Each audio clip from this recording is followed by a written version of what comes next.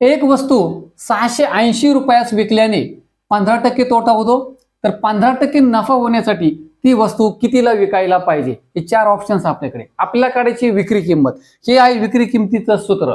अशा प्रकारच्या एक्झाम्पल मध्ये विक्री किंमत कशी काढली जाते पहा.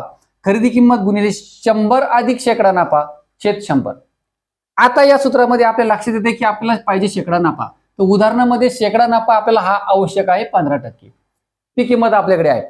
राहिला विषय खरेदी किंमतीचा. तर उदाहरणामध्ये इथे खरेदी किंमत दिलेली नाहीये, म्हणून अगोदर आपल्याला खरेदी किंमत काढली पाहिजे आणि म्हणूनच आपण अगोदर काढणार आहोत खरेदी किंमत. आता ही खरेदी किंमत कशी काढली जाते?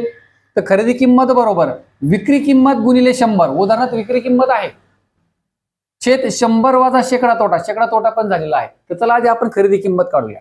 तर विक्री किंमत आहे पहा, एक वस्तू 680 रुपयास विकल्याने 680 आहे विक्री किंमत गुणिले 100.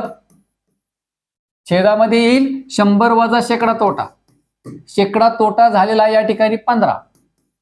आता पुढे पहा 680 गुणिले 100 68,000. फक्त 68 आहे की 68 करा, हे 3 झिरो ठेवून द्या. छेदामध्ये येतील 85. आता 85 ने वरती भाग द्यायचा आहे.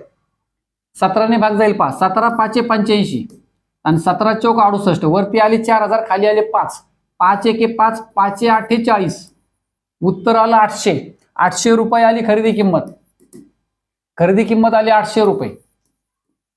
आता हे 800 आपल्याला खाली वापरायचे विक्री किंमतीमध्ये. सो दॅट्स इक्वल टू खरेदी किंमत आली 800. इथे लिहूया आपण 800 गुणिले 100 अधिक शेकडा नफा. 100 अधिक शेकडा नफा पाहिजे आपल्याला 15%, म्हणजे 15. 100 अधिक 15. छेदामध्ये 100 छेदामध्ये पहा, छेदामध्ये फक्त 100. So that's equal to 800. 800 गुणिले 115 आणि छेदामध्ये येतील 100. 100 चे 2 झिरो, 800 चे 2 झिरो कॅन्सल झाले. 8 गुणिले 115 करा. 115 गुणिले 8.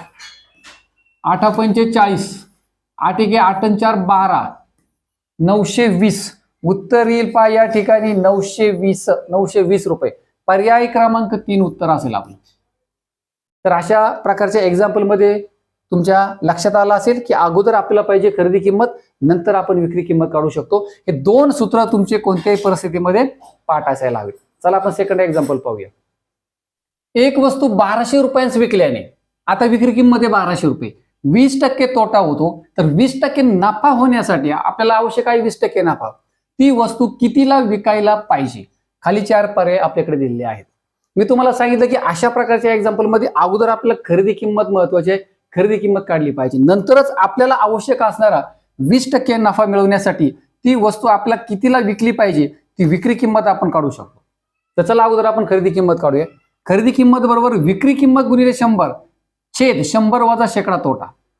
तर विक्री किंमत किती आहे उदाहरणामध्ये 1200 रुपये. तर लिहा 1200 गुणिले 100. छेदामध्ये सूत्रपाठ असेल तर काम फार इझी आहे. 100 वजा शेकडा तोटा. आता शेकडा तोटा किती आहे 20 आहे. 100 वजा 20 लिहून टाका direct 80. So that's equal to now हे 0000 सॉरी यातला फक्त सिंगल झिरो कॅन्सल होईल. फक्त 8चा सिंगल झिरो कॅन्सल. इथे 120 राहतील पहा. 120 गुणिले 100 येतील 12,000. त्यानंतर खाली आहे 8. 8 ने भाग द्यायचा आहे आपल्याला. 8 ने 12,000ला भाग जाऊ शकतो. 8 1 8 4 उरले 8 पंचे 40. उत्तर आलं 1500 रुपये. म्हणजे या ठिकाणी खरेदी किंमत आपल्याला मिळते 1500 रुपये. आता ती 1500 रुपये खरेदी किंमत यामध्ये वापरा. खरेदी किंमत 1500 गुणिले 100 अधिक शेकडा नफा. शेकडा नफा आपल्याला आवश्यक आहे 20. 100 अधिक 20 आले 120. छेदामध्ये 5 100. 100 चे 2 झिरो, 1500 चे 2 झिरो कॅन्सल झाले.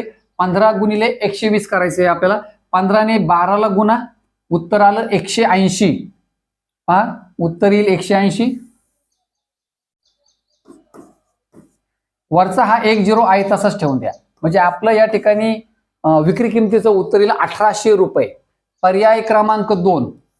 पर्याय क्रमांक 2 उत्तर मिळेल आपल्याला. याचा अर्थ विद्यार्थी मित्रांनो लक्षात घ्या अशी उदाहरणं पाहिल्यानंतर नक्कीच भीती वाटते, परंतु काम फार इझी आहे. खरेदी किंमत अगोदर प्राप्त करणं गरजेचं आहे. ही 2 सूत्र फार महत्वाची आहेत. ही 2 सूत्र पाठ असतील तर अशी एक्झाम्पल अगदी आपण सहज सोडू शकतो आणि कमी वेळेमध्ये.